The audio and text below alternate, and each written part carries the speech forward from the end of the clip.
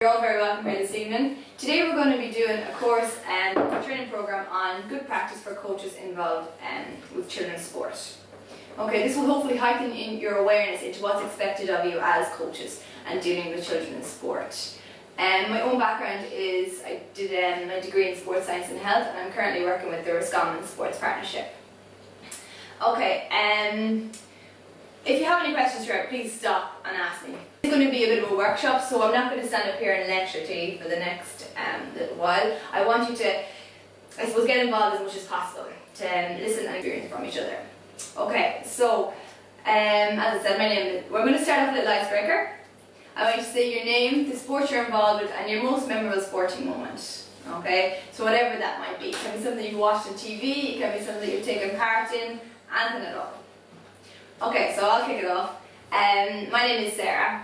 My main sport would probably be basketball, and my most memorable sporting moment would be winning an All-Ireland in basketball. Okay? My name is Fergal. I play Gaelic. My memorable sport would be winning the intermediate champion final. Good for that.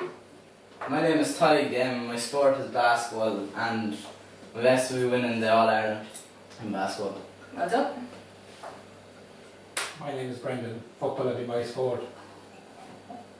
And memorable moment would be captain an underage team. Well done. Okay. My name's Alyssa and my sport is basketball. My most memorable moment is taking part in the Shannon Side Basketball League. Very good. Okay, so now that we all know each other a bit, I suppose the ice has been broken, we're going to kick off into the course. As I said, if you have any questions throughout, please stop and ask me.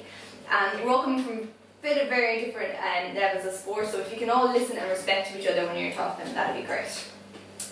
Okay. Can everyone see that okay? Yeah. Okay, so what do you hope to get from the course? Any ideas on why you're here? Learn more about sport. Okay, very good. Can help with that. How to train a team properly. Yeah, we'll deal a little bit about that. So we'll deal with the guidelines that you would, I suppose, have to deal with when you're dealing with children. Okay, the guidelines that you should follow. Alright, so by the end of this evening, sports leaders will be able to understand the guiding principles behind sport. Okay, so you'll understand a bit more of why people get involved in sport, why people drop out of sport and all that things. Implement best practice in protecting the welfare of participants. Okay, so protecting the welfare of participants, that would be the coaches, the children and the parents. So it would be everybody that's involved within the sports club. And best practice would be the guidelines that you're supposed to follow in order for this to take place. Okay, hopefully by the end of the course you will be able to create a child-centered environment within the sports club. Okay, your experiences of sport, have they mainly been positive or negative? Positive. Probably mainly have been positive if you want to stay involved in the sport. Okay, and what I suppose we all want is we want sport to be safe, fun and conducted in the spirit of fair play, so that everybody will want to continue it on throughout the rest of their lives. Because physical activity, as you know, is hugely important to that. Okay, right. Why do young people play sport, do you think? Friend. Yeah, keep fit. Very good. Anything else? Good communication skills. Okay, how would it improve your communication skills? You know more people and you're more confident to talk out.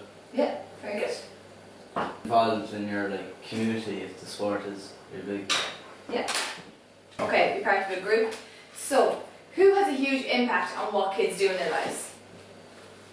Who are the two Parents. people that would have? Parents, yeah, very good. Friends. Yeah, very good.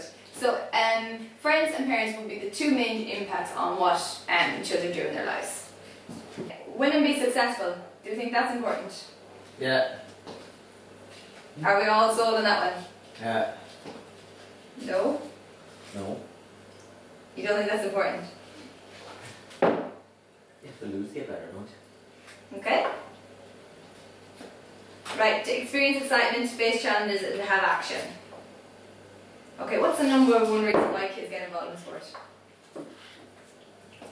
Do you think fun? It's the number one reason they get involved, is to have fun. this highlights the question of competition versus fun. Okay, competition is an essential element of sport and it should be encouraged in an age-appropriate manner. Okay, so at the younger age group, you're dealing mainly with fun and participation and everybody getting involved. And as they get older, then it does veer to more towards competition. Okay, a balanced approach is what's needed. You should focus on the participants' desire for fun and socialisation and provide opportunities for enthusiastic and less talented performers. At this point, I always think of under 16 girls team that I was coaching. They were fantastic. You know, they were really good, but it was a huge bunch. There was well over 20 of them on it. But within that group of girls, I had 12 ones that really wanted to win on Ireland and be really competitive, and then I had another 12 who just came along for, you know, the crack, for the chats and for the laughter. And it was really important for me to provide opportunities for all of them to be involved in sport and physical activity. And to be honest, to this day, some of the ones that were laughing and joking are playing, and the ones that were really competitive and that were winning All Irelands aren't playing. So you never know who's going to be involved, I suppose, within your sport as it goes on. Okay, if you could take away one thing from this would be brilliant. Success is not the same as winning, and failure is not the same as losing. Okay, success for some people can be the coach saying, "Well done, congratulations, that was brilliant. You've really improved on your follow through there. You're doing much better at your, your goal scored or your dribbling." Okay, failure can be never hearing a nice word from the coach. It can be not getting played. It can be never hearing anything good about what you do. Okay, so if you could take away that would be great. You do a hugely important role. So, in saying that, why did you get involved as a leader, as a coach? I like to win. Okay, right, yeah, so you might like to win. To get involved in the community and give kids a bit of confidence. Yeah, it's a great way for people to get involved in the community. And I suppose to provide them with the opportunities to get involved with sport and physical activity. Any other reasons why you got involved? Yeah, I like helping people and teaching. Okay, yeah, it's a great way to pass on, I suppose, the skills that you have learned as well. Okay, everyone okay? Yeah. Alright, so some of the main reasons why people got involved in sport is that they're parents of the children. They want to give back to the club or the community. The love of the sport. Okay, it can be a natural continuation, so that if you are involved as a player, that you may then go on to be a coach. A social side, so you not only get to know the children better, but you also get to know the parents better. You get to know different coaches more, and people from different areas that are involved in the same sports as you. Okay, to learn new skills. Is it an easy job? No. No. What kind of skills do you think you need? Patience, yes. Oh, very good. Patience is hugely important. Good communicational skills. Yeah, communication is massive. To be able to, is communication a one-way thing or a two-way thing? Two-way, yeah, exactly. So you get your point across to them, so you have to communicate, you have to have good voice projection, a good position to speak in, but you also have to listen to them as well. Like for instance, if you were all here with your arms folded, scribbling and on sheets and drawing pictures, I would know that you're not interested, so I have to change it up a bit. Okay? And you also want to encourage children to get involved. You want to help them make new friends, you want them to learn new skills, you want them to experience all the good things about sport. Okay? And without you, these opportunities wouldn't exist. So you do a hugely important role, and to develop the children as well. Okay, unfortunately though, kids do drop out. Why do you think that is? They don't feel like they're good enough. Yeah? They get older. Yeah, okay, so older. So what might happen when they get older? Lose interest. Yeah, lose interest, yeah, very good. Different priorities. Yeah, there can be bullying going on within the sport. Different priorities, like what?